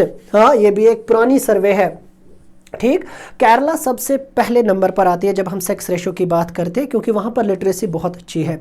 बहुत सारी यूरोपियन कंट्रीज़ है जहाँ पर 1000 से ज़्यादा, 1100 से ज़्यादा फीमेल्स है अगेंस्ट मेल, ठीक। हमें बेटा एक क्या करना होगा, आप ध्यान से सुनिए, we have to take the steps, we have to take, अगर इन आंसर के साथ साथ क्या इस चीज़ को समझना भी होगा, we have to take steps to save the girls. हाँ, एजुकेशन दीजिए ना, आप देखिए फिर ये लड़की कहाँ तक पहुँचती है, ये हमारी बेटी कितना अच्छा काम कर सकती है। डॉक्टर सहरिश असगर, हाँ, आइकन ऑफ द यूथ, ऐसे कल्पना चावला, ऐसे हज़ारों हमारे पास अभी बेटा क्या है, इंस्पायरेशन है। डॉक्टर नसीम शफाई, हाँ, ऐसे ऐसे हमारे यूनिवर्सिटी में डॉक्टर,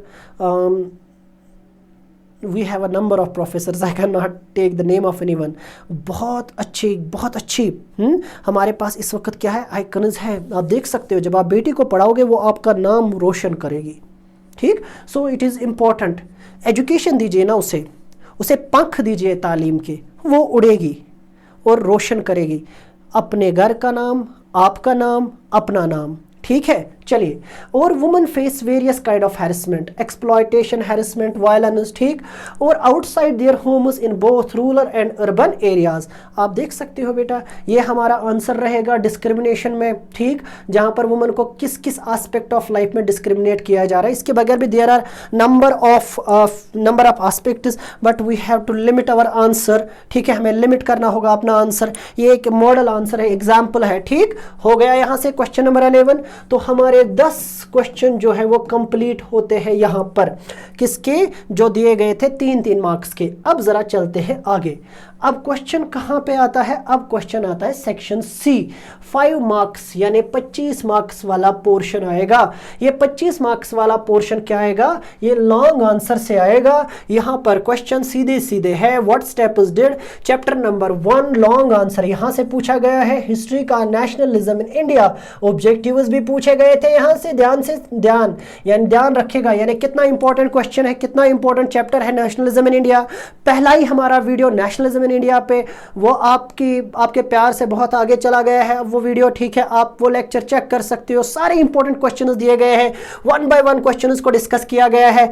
आप देखिए French revolutionaries takes create sense of collective identity, उन्होंने क्या किया था, ये क्वेश्चन डिस्कस किया गया है।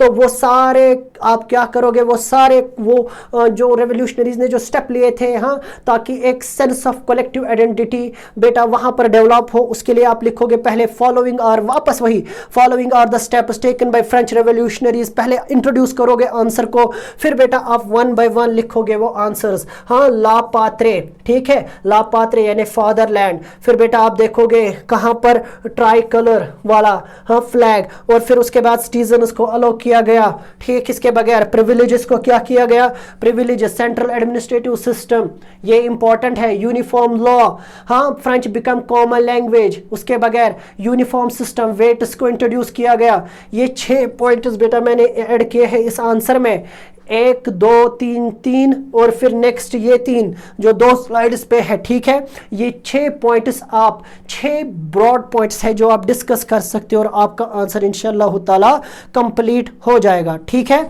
चलिए नेक्स्ट क्वेश्चन, लॉन्ग आंसर्स में कहां से आएगा, एक डिटेल, हाँ, right in detail different type of soil found in India, बहुत बड़ा क्वेश्चन है। सॉइल पूरी हम पूरा हिस्सा लिख सकते हैं, मगर उतना मौका यहाँ पे नहीं है, हमारे पास डिफरेंट टाइप्स ऑफ सॉइल है, हमने सॉइल पे मैप भी किया है, सॉइल पे क्वेश्चन डिस्कस भी किए। Again chapter number 1 geography, resource and development of resources, वहां से क्वेश्चन पूछा गया, उसका जो लास्ट वाला हिस्सा है सॉइल्स, वहां से क्वेश्चन पूछा गया है। हमारे पास 6 किस्म की सॉइल्स जो 10th में दी गई है, बहुत सारी, but 6 main types of soil. तो हमने क्या कहा है, India has various types of soil broadly classified, इस तरीके, इसका स्क्रीनशॉट लेना बहुत जरूरी है क्योंकि इस तरीके से कोई क्वेश्चन वहां पर नहीं पूछा गया, ठीक है। तो हमें जो 6 सॉइल्स दी गई है उनमें से ऐसे भी क्वेश्चन आ सकता है कि how many types of soil are there in found in India, और उनमें से एक को डिस्कस कीजिए, ठीक है। फिर हम एक को डिटेल डिस्कस करेंगे, जिन पर हमने बाकायदा तौर पर एक डिटेल्ड वीडियो बनाई है। तो देखिए बेटा, हमने 1 बाय 1 इन 6 सॉइल्स को डिस्कस किया है। सबसे पहले एलुवियल सॉइल, गंगा प्लेन्स में फर्टाइल है, सूटेबल है एग्रीकल्चर के लिए, ठीक है। फिर हम ये भी लिख सकते हैं किस किस तरह के फसल इस पे उग सकते हैं, हाँ। फिर आप बेटा देखोगे ब्लैक सॉइल को कॉटन सॉइल भी कहा जाता है, रोगर है, हाँ, डेक्कन प्लेट्यूज में पाई जाती है, मिनरल रिच है, कॉटन कल्टीवेशन इस पे बहुत खूब होता है। फिर उसके बाद रेड सॉइल आप बेटा लिख सकते हो, डेक्कन प्लेट्यू, हाँ, और ये कहाँ वेदरिंग की वजह से ये बनती है, ठीक है। फिर बेटा लेटरेट सॉइल, इसी तरीके से माउंटेन सॉइल, और फिर एरिड सॉइल। तो ये इस तरीके से आप बेटा इन 6 सॉइल्स का डिस्कशन, हाँ, डिस्कस कर सकते हो, मगर ये तभी मुमकिन है जब आपने चैप्टर अच्छे से पढ़े होंगे, जब आपने हमारी क्वेश्चन आंसर वीडियो सीरीज अच्छे से देखी होगी, तब ये आराम से हो सकता है, सबका सब आराम से हो सकता है। चले आगे, next question, define minerals, what are various metallic, non metallic, again chapter number 1 कहां से, आपका जो इकोनॉमी इंडियन, आपका जो बेटा इकोनॉमी वाला सेक्शन है, इकोनॉमिक्स वाला सेक्शन है, पहला ही चैप्टर जो है, ठीक है, understanding economy of Jammu and Kashmir, वहां से क्वेश्चन है। अब वहां से थोड़ा डिफरेंट क्वेश्चन है, क्योंकि डिफाइन मिनरल, वहां पर मिनरल नहीं पूछा गया है, वहां पे नहीं, मिनरल थोड़ा डिस्कस किया गया है। हमें यहां पर मदद मिलेगी जियोग्राफी चैप्टर नंबर 3, वहां से हमें मदद मिलेगी। तो हमें पूछा गया डिफाइन मिनरल, अगर आपने वहां पर मिनरल अच्छे से पढ़ा तो आपका आंसर 2 मिनट में हो जाएगा। हाँ, हमें पहले मिनरल को लिखना होगा। मिनरल क्या है, homogeneous naturally occurring substance with definable interior structure. हाँ, mineral are formed by combination of elements and the mining of some minerals is profitable, ठीक है, मिनरल्स का की माइनिंग करना प्रॉफिटेबल है।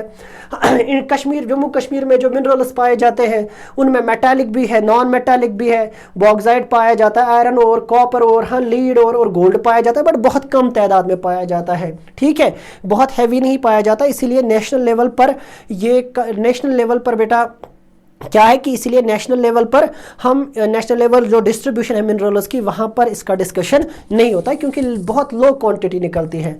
नॉन मेटालिक में जिप्सन, लाइमस्टोन, सल्फर, मैग्नीज, ठीक है, और बेटा कोल, ठीक है, ये पाया जाता है। एंथ्रासाइट पाया जाता है ना जम्मू में।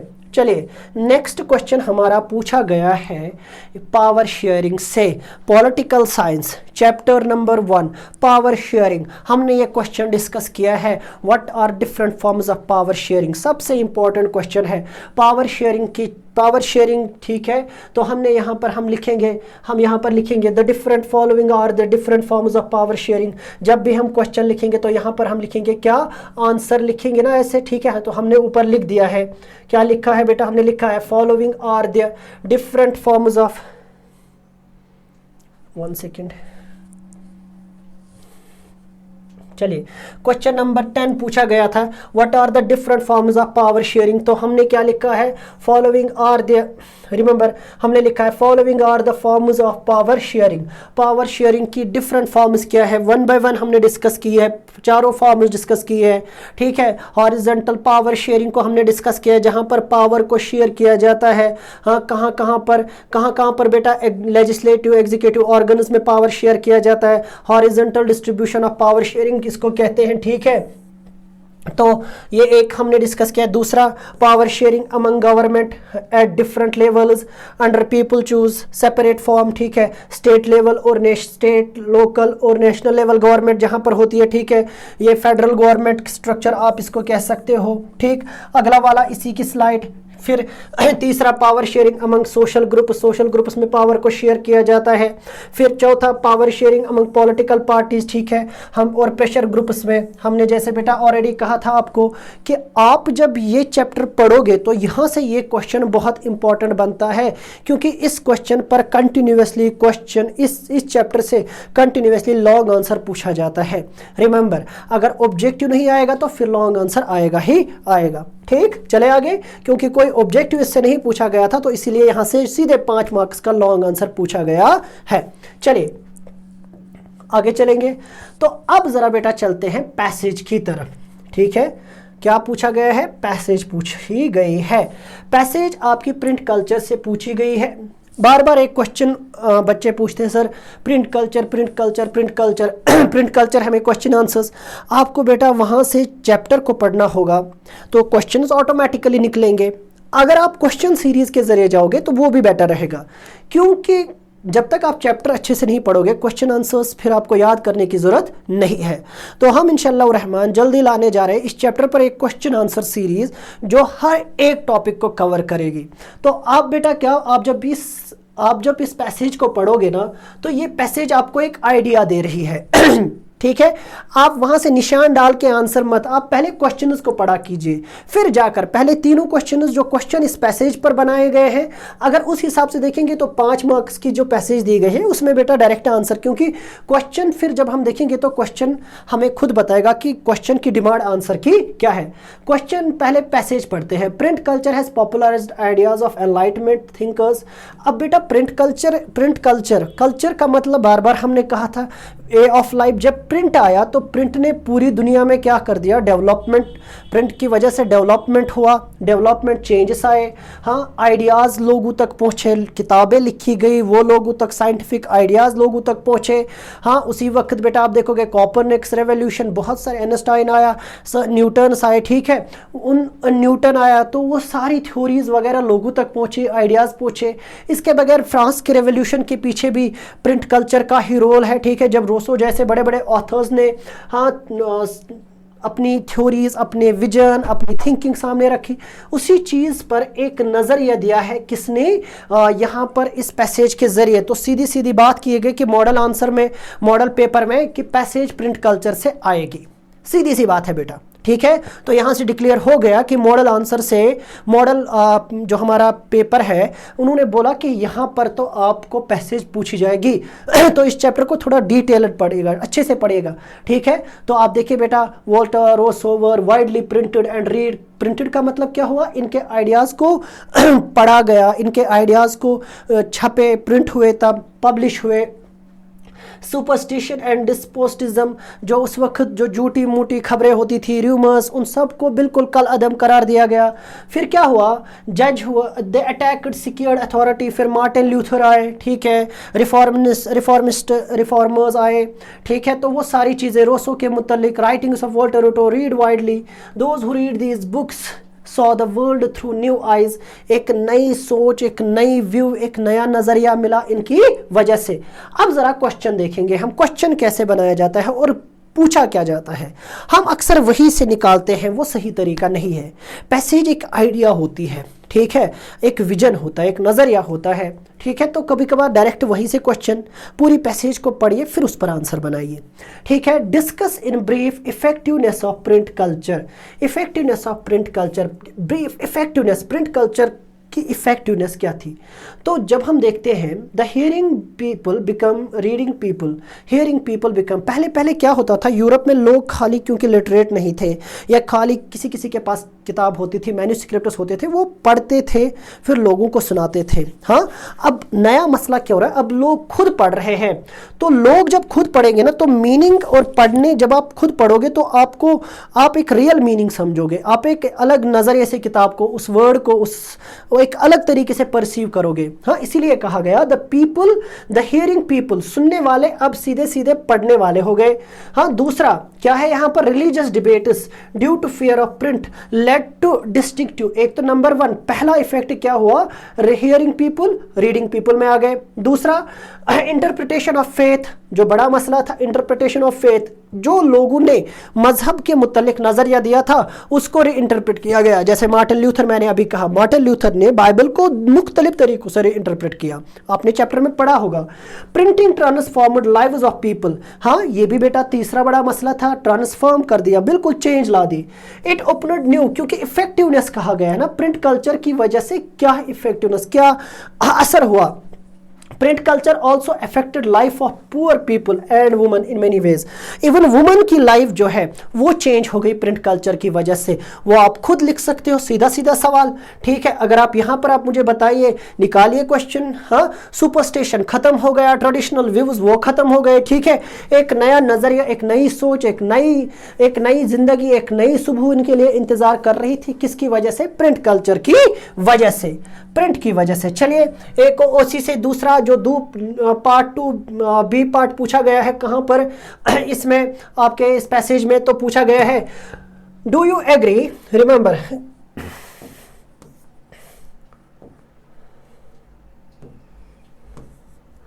कहा गया है, do you agree that scientific ideas were circulated through print. क्या आप एग्री करते हो, आप लिखोगे yes I agree, scientific ideas circulated through print, ठीक है। क्यों, क्या हुआ, the ideas of scientist and philosophers become more accessible to the common. क्यों, साइंटिस्ट्स ने किताबें लिखना स्टार्ट किया, साइंटिस्ट ने अपनी थ्योरीज, अपने आइडियाज लिखना स्टार्ट किया, और वो प्रिंट कल्चर की वजह से लोगों तक पहुंचे, मैप, साइंटिफिक इलस्ट्रेशन लोगों तक पहुंचे, ठीक है। जैसे हमने अभी कहा, हाँ पब्लिश, किताबें पब्लिश होने लगी, थ्योरीज पब्लिश होने लगी, और क्या हुआ, scientist like Isaac Newton publish, वो उन्होंने अपनी थ्योरीज को पब्लिश करना, अपनी फाइंडिंग्स, रिसर्च लोगों तक पहुंचे, और उससे क्या हुआ, ऑडियंस ने पढ़ा, और उसकी वजह से क्या हुआ, जब उन्होंने इन आइडियाज को शेयर किया, एक नई चेंज, एक नई सोच लोगों तक पहुंची, ठीक है। तो दैट वाई, जैसे हमने यहाँ पर कहा जे रोसो, ठीक है, इन्होंने प्रिंट किया अपने आइडियाज को, तो ऑब्वियसली तो क्या हुआ, क्या होगा, साइंटिफिक आइडियाज फैलेंगे तो एक नई सोच, एक नई सुबह आएगी। हाँ, इफेक्टिवनेस ऑफ प्रिंट कल्चर। अब तीसरा इसी से पूछा गया, discuss what extent did the print culture has paved the way for French revolution. किस हद तक, हाँ किस हद तक, डिस्कस कीजिए किस हद तक फ्रेंच रेवोल्यूशन ने राह बनाई। डिस्कस कीजिए किस हद तक फ्रेंच रेवोल्यूशन के लिए प्रिंट कल्चर ने राह बनाई। देखिए बेटा, जब तक आप पढ़ोगे नहीं, जब तक आप समझोगे नहीं किसी बात पर, आप इनकलाब के लिए कैसे तैयार हो जाओगे, ठीक है। जब तक आप कुरान नहीं पढ़ोगे, आपके अंदर ह्यूमन वैल्यूज कहां से आएंगे, इट इज इंपॉर्टेंट, है ना। तो जब तक आप समझोगे नहीं, जब तक आप जानोगे नहीं, खुद पढ़ोगे नहीं, यही मसला तो है ना। इसीलिए मैंने कहा पूरा चैप्टर स्टडी करना होगा आपको, ये 5 मार्क्स पाने के लिए। वहां से आने, वहां के जो क्वेश्चंस है टेक्सचुअल, उनको आप प्रैक्टिस कीजिए। दैट वाई कि खाली सर हमें वो क्वेश्चंस याद करने होंगे, तो यहाँ से आपका कॉन्फ्यूजन क्लियर खत्म हो जाएगा कि आपको उसके क्वेश्चंस भी रट्टा नहीं मारने हैं, समझने हैं, ठीक है। आपको वो चैप्टर समझना है, तो फिर पैसेज आप 2 मिनट में कर लोगे, ठीक। तो कहा गया है किस हद तक, अगर आपने प्रिंट कल्चर के, अगर आपने बेटा फ्रेंच रेवोल्यूशन के क्वेश्चन आंसर्स देखे होंगे, जो नेशनलिज्म इन यूरोप हमने पढ़ाया था क्वेश्चन आंसर सीरीज, तो ये क्वेश्चन आराम के साथ आप 2 मिनट में चुटकी बजाते आप सॉल्व करोगे। क्या कहा गया है कि फ्रेंच रेवोल्यूशन जो हुआ, हाँ फ्रेंच रेवोल्यूशन जो हुआ, किस हद तक प्रिंट कल्चर ने उसे मदद दी, ठीक, किस हद तक। तो सीधी सीधी बात है बेटा, हिस्टोरियन कहते हैं कि फ्रेंच रेवोल्यूशन में प्रिंट कल्चर का इंपॉर्टेंट रोल है। ऑथर्स के आइडियाज़, पॉलिटिकल थिंकर्स के आइडियाज़, ठीक है, वो लोगों तक पहुँचे, अलग अलग किताबें, अब यहाँ पर मौका नहीं उन किताबों का नाम लेना, एक लंबी फहरिस्त है, ठीक है। लोग उनके आइडियाज़, उनके डिसीजन लोगों तक, डिस्कशन लोगों तक पहुँचे, डिबेट्स हुए, वो डिबेट्स प्रिंट हुए और लोगों तक पहुँचे, ठीक है। उन्हीं को बेटा कहा गया printing of ideas of enlightenment thinkers like Voltaire Rousseau led to them being read by many people. जैसे हमने अब बिल्कुल सिंपल यहाँ पर रखा है कि लोग, French revolution, some historian think print culture created the base for the French revolution. Print culture ने ही बेस प्रोवाइड की किसके लिए? फ्रेंच रेवोल्यूशन के लिए, जिसमें हमने बिल्कुल पैसे से ही दो नाम लिए हैं, वॉल्टर और रोसो, हाँ, led to being read by, क्योंकि बहुत सारे लोगों ने रोसो यानी रोसो को पढ़ना स्टार्ट किया और रोसो की सोच की वजह से पूरा चेंज आया। बहुत सारे राइटर्स हैं, रोसो अकेले नहीं है, रोसो। चले अब बेटा question, last question long answers का, वो मैप बेस्ड है। पिछले दिनों हमने एक तो लॉन्ग वीडियो हमारा मैप पे आया था, आप अपना मॉडल पेपर चेक कीजिए और हमारी मेहनत चेक कीजिए, इंशाल्लाह ताला हम बहुत हद तक कामयाब है आपकी दुआओं से। आप बस आप हमें अपनी आरा से कमेंट, हमें अपनी आरा से नवाजिएगा, ठीक है। आप बेटा देखिए, कंटिन्यूसली हमारे काम को देखिए, उसे सराहिए, शेयर कीजिए, अगर आपको फ़ायदा हो रहा है दूसरों तक शेयर कीजिए, ठीक है, दूसरों को भी फ़ायदा हो। हम आपके फ़ायदे के लिए इंशाल्लाह ताला यहाँ पर है, ठीक है, आपकी मदद के लिए यहाँ पर है। तो सीधे सीधे बेटा अब मैप से क्वेश्चन, हमारे अभी तक तीसरा वीडियो इंशाल्लाह, 3 वीडियोज़ मैपिंग पर आ चुके हैं, 5 मार्क्स है, बहुत इंपॉर्टेंट है, ठीक है। तो चलिए अब इसी को हम करते हैं। हमने क्या क्वेश्चन क्या पूछा गया है, ये मैप बेस्ड होगा तो बहुत आसान है। Indicate the following given in outline map of India. आप आउटलाइन ऑफ इंडिया का मैप दीजिए और वहां पर बताइए कि ये पोर्ट कांडला कहाँ पे है, नॉर्थ साउथ कॉरिडोर कहाँ पे है, railway line Delhi to Calcutta, ठीक है, ये सारा हमें बताइए, ठीक है। 3 क्वेश्चन 1 मैप, 3 क्वेश्चन 1 मैप। अब जरा देखते हैं, पोर्ट्स तो बहुत सारे हैं, ठीक है। अब मैं एक बात यहां पर बताने जा रहा हूं जो बहुत इंपॉर्टेंट है, वो क्या है, इस तरफ से, ईस्ट की तरफ से, जो ईस्टर्न घाट्स है इनकी तरफ से पोर्ट्स कम है, वेस्टर्न घाट्स से पोर्ट ज्यादा है। अब कोई बोलेगा अरे सर आपने क्या कह दिया, यहां से भी तो कोस्टल बाउंड्री है, वहां से भी कोस्टल बाउंड्री है, क्या मसला है? याद रखिएगा, यहां पर कावेरी, गोदावरी, कृष्णा, यहां पर उनके डेल्टाज बनते हैं, ठीक है। वो अपने साथ बहुत सारी मिट्टी लेकर समंदर में क्या कर देते हैं, डिपॉजिट कर देते हैं, जिस वजह से जहां पर पानी की डेप्थ कम है, जब जहाज आते हैं वो यहां पर मिट्टी में फंस जाते हैं या एक्सेस, इसीलिए यहां पर बड़े बड़े पोर्ट नहीं है, छोटे छोटे लेवल के पोर्ट्स हैं। यानी वेस्टर्न घाट्स में आपको बड़े बड़े पोर्ट मिलेंगे, जो मेजर पोर्ट्स हैं, ठीक है, वो आपको वेस्टर्न घाट में मिलेंगे। तो ये पड़ता है गुजरात में, ये कौन सा पोर्ट का, ये बेटा पोर्ट कांडला, पोर्ट कांडला गुजरात में पड़ता है, ठीक है। तो आप ऐसे करोगे, आउटलाइन पर आप मार्क करोगे कांडला और बेटा आप लिखोगे यहाँ पर कहाँ पे पड़ता है कांडला, शाबाश, कहाँ पे पड़ता है मेरा बेटा, पोर्ट कांडला पड़ता है कहाँ पर, शाबाश, रिमेंबर, ये याद रखिएगा बेटा, पोर्ट कांडला पड़ता है गुजरात में, रिमेंबर गुजरात में पड़ता है। इसके बगैर भी बहुत सारे पोर्ट्स हैं, ठीक है, हमने परसों ही इस पर बेटा एक वीडियो बनाई है, ठीक। चले, हो गया। अब जरा बात करते हैं नॉर्थ साउथ कॉरिडोर की। अब नॉर्थ से साउथ, कश्मीर से लेकर कन्याकुमारी तक एक क्या है, एक रूट है, आप ऐसे मार्क करोगे नॉर्थ से साउथ तक, यानी कश्मीर टू कन्याकुमारी, एक हाईवे, एक नेशनल हाईवे बेटा जाती है जो पूरे इंडिया को सेंटर से क्या करती है, कनेक्ट करती है, उसे हम कहते हैं नॉर्थ टू साउथ कॉरिडोर। हो गया, एक लाइन खींचोगे आप, मार्क करोगे, आप लिखोगे नॉर्थ साउथ कॉरिडोर, ठीक है, नॉर्थ साउथ कॉरिडोर। फिर रेलवे लाइन, फिर तीसरा मैप पूछा गया railway line, from Delhi to Kolkata, from Delhi to Kolkata. इसको आप पहले स्क्रीनशॉट लीजिए या हमारे उस वीडियो पर जाइए, प्लेलिस्ट में आपको मिल जाएगा, ठीक। नेक्स्ट चलेंगे, चलिए अब हमें तीसरा मैप कौन सा करना होगा, तीसरा क्या दिखाना होगा, हमें रिप्रेजेंट क्या करना होगा, रेलवे लाइन। कौन सी रेलवे लाइन, शाबाश, जरा बताइए कौन सी railway line, railway line Delhi से कोलकाता, दिल्ली से कोलकाता। अच्छा, दिल्ली आपने पढ़े, आपने मैप्स तो पढ़े होंगे, खास बेटा मैंने बताया था आपको मैप्स पढ़ने ज़रूरी है। मैप्स पढ़ने ज़रूरी है। तो दिल्ली कहाँ पे पड़ती है? चलो, ये हुआ जम्मू कश्मीर। जम्मू कश्मीर से आप चलोगे पंजाब, हरियाणा। हाँ, फिर बेटा यहाँ पर आपकी दिल्ली पड़ती है। अब ज़रा देखिए, दिल्ली से चलते चलते चलते चलते आप पहुँचोगे, यहाँ से आपको उत्तर प्रदेश, यहाँ से बिहार, फिर यहाँ से आप चलोगे तो आ जाओगे आप कलकत्ता। ठीक, कहां पर आप पहुंचोगे? कलकत्ता पहुंचोगे। तो पटना वगैरह स्टेशन आपको करेक्ट होंगे। दिल्ली से चलिए बेटा, हमने सैर करवा लिया आपको। कहां से? दिल्ली से कलकत्ता। आउटलाइन पे आप बोलोगे दिल्ली, यहां पर लिखोगे रेलवे लाइन, यहां पर आप नीचे लिखोगे हाँ रेलवे लाइन, रेलवे लाइन, या ऐसे सीधे आप मार्क करोगे यहां पर और यहां पर लिखोगे railway line, railway line from Delhi to Kolkata. हो गया किस्सा खत्म। ठीक है, यहां से दिल्ली, यहां से बेटा पटना भी पड़ता है, यहां से बिहार वगैरह। ठीक है, सॉरी, पटना स्टेशन पड़ेगा, यहां पर बहुत सारे स्टेशन आपको बीच में पड़ेंगे। अब हमें उतना लंबा नहीं जाना है, बस आपको ये रेलवे लाइन दिखानी है। बहुत सारी रेलवे स्टेशन। हाँ, आगे बेटा थोड़ा रेलवे का मैप थोड़ा आप नज़र दीजिएगा, उससे भी इंशाल्लाह रहमान आपका ये जो क्वेश्चन है निकल जाएगा फिर आराम से। तो ये हमने दिखा दिया करके कि railway line Delhi to Kolkata कहाँ से जाती है। आप लिखोगे railway line from Delhi to Calcutta. ठीक, चले आगे। नेक्स्ट कहाँ पर क्या कौन सा क्वेश्चन? ये बेटा देखिए, ये हमने रखा है दिल्ली, टोंडला पड़ेगा, कानपुर पड़ेगा, फिर पटना बिहार वाला। ठीक है, फिर बेटा आपको मधुपुर पड़ेगा, फिर आपको असनसोल पड़ेगा, फिर इलाहाबाद पड़ेगा। ठीक है, और लास्ट पर कलकत्ता। ठीक, ये Delhi to Calcutta Indian railway. चलिए, ये कहाँ से पूछा गया है? Life lines of national economy, chapter number 7 geography, chapter number 7 geography, वहां से ये मैप पूछा गया है। ठीक है, चले आगे।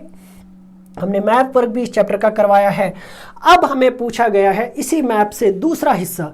पहला और यह है दूसरा क्या पूछा गया है? On the outline map of world shade and label any 2 non federal countries. हमने federal countries, non federal countries का मैप करवाया है। आप चेक कीजिएगा प्लेलिस्ट में, वहां से आपको इंशाल्लाह ताला मिलेगा। हमने पहले कहा ना, जितना मॉडल पेपर पूछा गया है और इंशाल्लाह ताला जो लास्ट पर पेपर पूछा जाएगा उसका सारा मटेरियल यहाँ पर इंशाल्लाह ताला मिलेगा। आप सारी प्लेलिस्ट सीरीज चेक कीजिए, 1 बाय 1 पढ़िए, अच्छे से शेयर कीजिए, कमेंट कीजिए। चलिए, हमें अपना प्यार दीजिए। तो चलिए बेटा, नॉन फेडरल का करते हैं। अब हम लंबा नहीं जाएंगे, हम यहीं पर एशिया में ही चलेंगे। हाँ, हम यूरोप पे नहीं चलेंगे। वहाँ तो फ्रांस भी पड़ता है, वहाँ तो बहुत सारी कंट्री है जो नॉन फेडरल है, जहाँ पर फेडरल गवर्नमेंट नहीं है।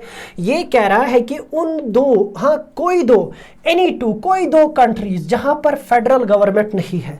आप मुझे बताइए, एशिया यहाँ पर पड़ता है, इतना लंबा है, हम यूरोप क्यों जाएं? ठीक, चलिए तो ज़रा बेटा देखते हैं। एशिया में सबसे पहले यहाँ पर एक छोटी सी हमारी नेबरिंग कंट्री पड़ती है जिसको श्रीलंका कहते हैं।